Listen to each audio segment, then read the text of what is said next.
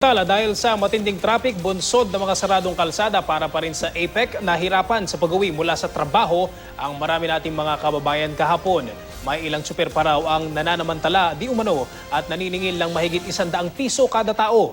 May ulat on the spot si James Agustin na Super Radio DZBB. James?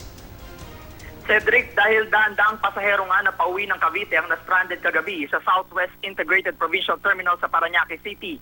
Marami sa kanila ang nakisakay na lang sa mga pribadong sasakyan sa Macapagal Boulevard. Ayon sa ilang pasahero, wala naman silang magagawa kung hindi maghintay dahil may ilang jeepman daw na nagsasakay ay halos matriple ang hinihinging pasahe ng mga driver. Ang karaniwan daw kasing bayad lang ng jeep mula sa Baclaran hanggang Bacoor at Imus ay 25 piso. Pero kagabi naniningil daw ang ilan sa mga driver ng hanggang sa 100 piso bawat tao. Buti na lang pasado alas 9 kagabi ay nagdatingan ng mga bus sa terminal at nakasakay na ang dang-dang pasahero na papauwi ng Tagaytay, Naik, Dasmariñas at iba pang parte ng Cavite. Kaya raw maraming bus ang hindi agad na nakarating ay isinarado ang northbound lane ng Cavitex mula sa entry point sa Kawit. Paliwanag ni Carlo Hipol, ang manager ng Traffic Operations Department ng Cavitex, ang pagsasarado ay para maiwasan na maraming pasahero ang ma-stranded tulad na nangyari kahapon ng umaga. Pasado alas 8 naman kagabi ay pinayagan na nilang makadaan ng mga bus at iba pang sasakyan. Cedric?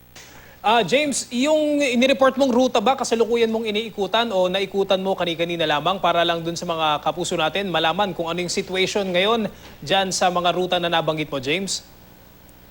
Hindi natin ikutan ngayon, Cedric, itong mga ruta na to, pero mga pasado hating gabi kagabi ay napakadami pa ring mga pasahero na na-stranded doon sa terminal dahil pa isa-isa lang din yung dating ng bus doon sa Southwest Integrated Provincial Terminal sa Parañaque City.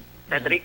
Sa pagkakaalam natin, James, inabot ng madaling araw. Tama ba yung mabagal o yung usad pagong na daloy ng trapiko sa mga bahaging yan, James?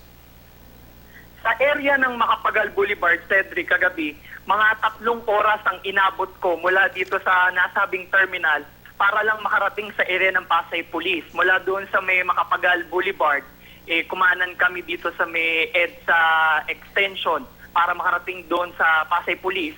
Pero ang nangyari kasi talaga yung marami sa mga kababayan natin nagrereklamo, nagpatay na ng makina sa kalsada dahil mauubos daw yung mga gasolina nila. Yung iba nga sa kanila, 4 hanggang 5 oras na naghihintay doon na halos hindi umuusad yung daloy ng trapiko kagabi. Cedric? Kanina yung mga kasamahan natin ay nireport na may kaluwagan na o pagtitingnan natin yung mga tweet, may kaluwagan na particularly sa EDSA. So maganda siguro yung mga kapuso natin antabayanan yung iba pang mga balita tungkol sa traffic situation sa iba't ibang bahagi ng Metro Manila. Anyway, maraming salamat James Agustin ng Super Radio DZBB.